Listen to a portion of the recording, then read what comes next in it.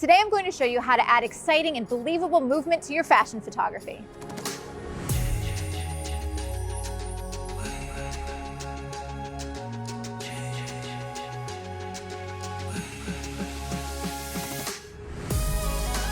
Hey everybody, Lindsay Adler here, and I know that it's really hard sometimes in fashion photography to not have every shot look posy, like the model constantly doing the same poses, mugging for the camera.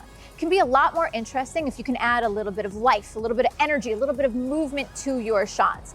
And so today what I want to do is show you 3 techniques or 3 prompts that I use to get subjects and my models to move in the photos, but to have that movement be believable. All of the shots today were captured with completely natural light.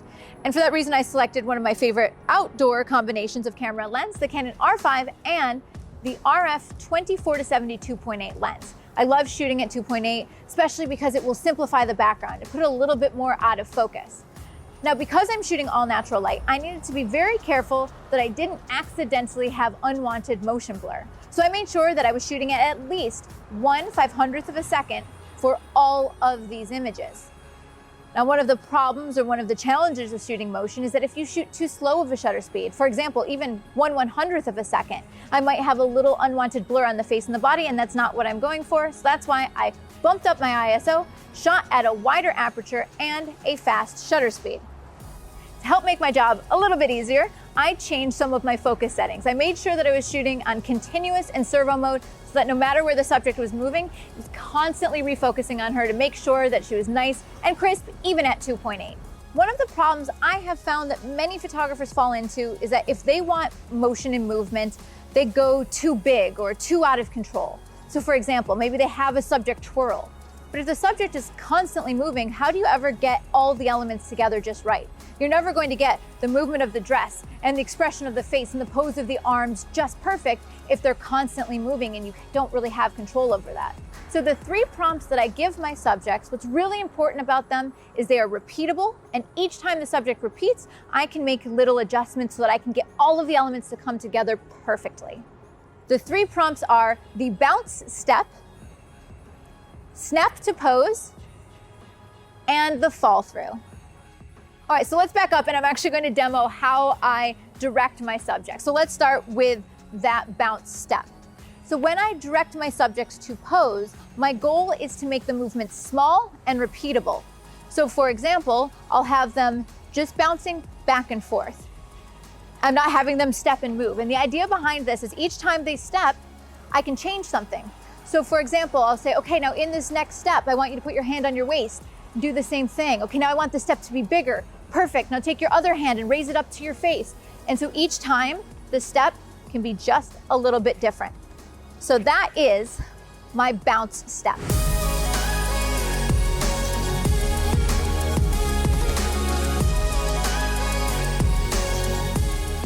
The next direction that I give my subjects is all about snapping into place. So what I mean by this is, let's say we're going back to that twirling example. If someone twirls, you're never gonna get it so that everything comes together. But maybe you're trying to add a little bit of movement to the hair. Maybe that's your goal. Well, instead what I would do is I'd have the subject find their final pose. So let's say that I'm having them bend their front leg, hand on the waist, and the left hand on the knee. And if I want to add movement to the hair, what I'll have them do is snap into that pose, or snap into that pose, or whatever it is that gives me that final pose, but adds a little bit of motion. And this time, put your hand on your chest. Good, yep, just right there, perfect.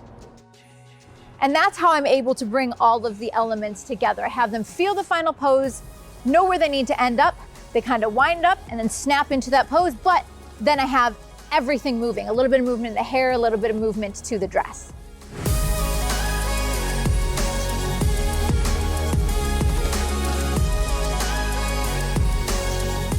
Now my final direction that I give to subjects to add a little bit of movement, I call the fall through. I have the subject raise one leg up, and then they kind of just shift their weight and fall through that step. And the reason I like it is it helps give me really dramatic steps.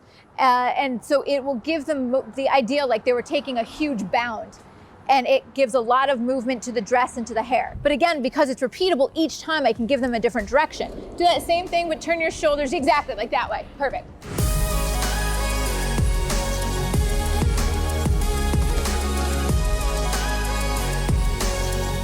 So to summarize, those 3 shots are the bounce step, the snap to pose, and the fall through. And I use them over and over again to create really believable movement to my shots. All right, guys, so now you have it, my secrets to directing movement in my fashion photographs.